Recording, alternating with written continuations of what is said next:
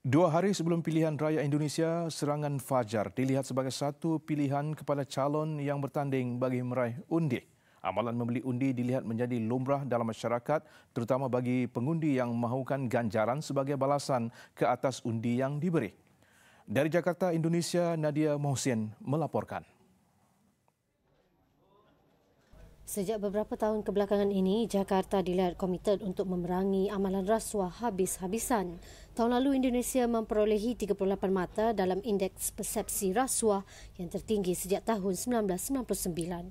Namun seperti kebanyakan negara lain, pilihan raya merupakan medan yang paling mudah terpalit dengan amalan rasuah.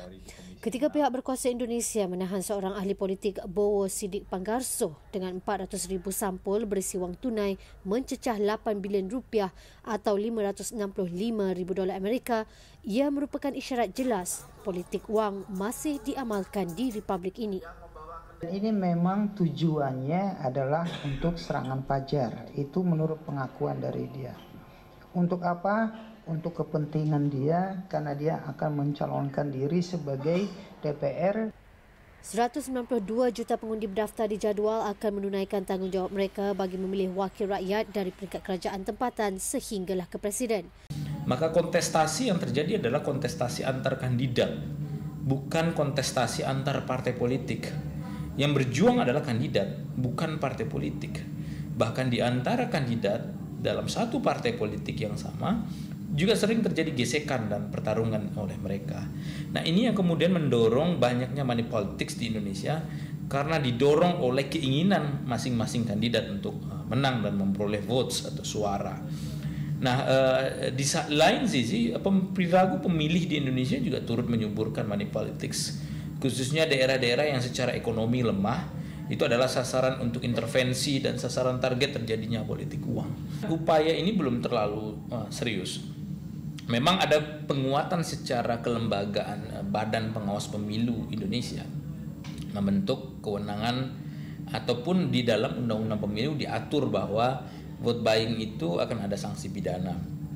Tapi seringkali tidak ada penegakan hukum yang serius kalau kita bicara konteks vote buying, baik kepada pemberi atau penerima. Berdasarkan rekod, 1 daripada 3 rakyat Indonesia terdedah kepada tawaran beli undi ketika pilihan raya 2014 yang lalu.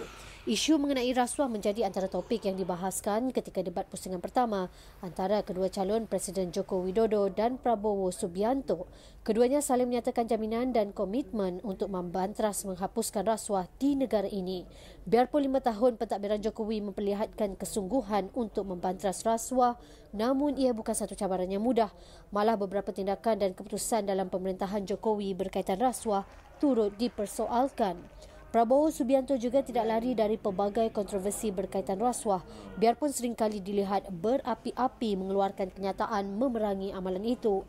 Hampir 40 calon legislatif dari Parti Gerindra sendiri pernah terpalit dengan skandal suapan.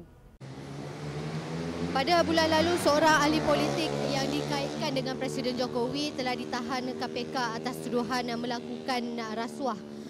Beberapa menteri kabinet di bawah pentadbiran Jokowi juga pada ketika ini sedang disiasat oleh agensi itu atas tuduhan yang sama. Tommy Soeharto, anak kepada bekas Presiden Indonesia, presiden yang dikaitkan dengan banyak sekali skandal rasuah, pada pemilihan kali ini akan bertanding di kerusi parlimen. Dan perlu diingatkan, Prabowo Subianto adalah bekas menantu kepada Presiden Soeharto. Dari Jakarta, Indonesia, Nadia Mohsin melaporkan.